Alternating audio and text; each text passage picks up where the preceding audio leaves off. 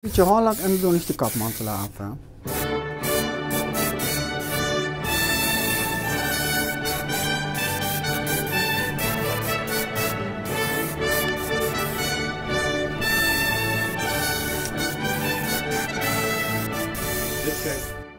Zo.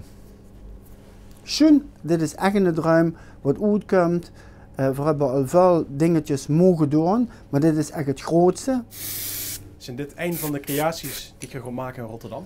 Ja, absoluut. We willen zonder meer het mooiste, glamoureuze haar maken, wat eigenlijk ook alle artiesten verdienen. Hè. 93 points, that means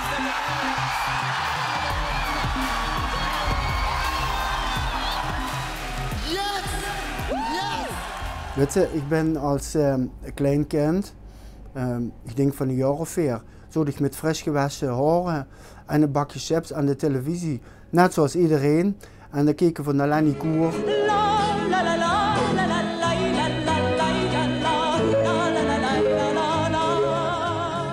Wie Lenny Koer het Songfestival won. Maar nooit kunnen denken dat ik daar ooit een klein onderdeel van zou kunnen zijn. Hè. Ik denk dat Rusland toch wel mijn highlight is in het Songfestival. En Griekenland zou ik ook wel keer willen doen. Een mooie, spontane jonge meid die ook zeker hoge ogen gooit.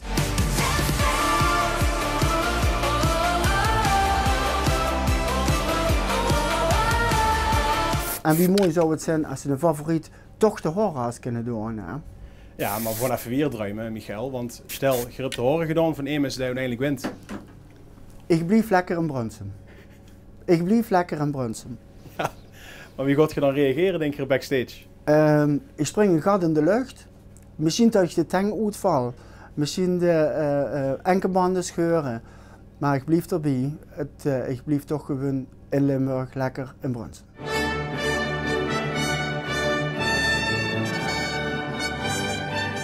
Was je best happy met?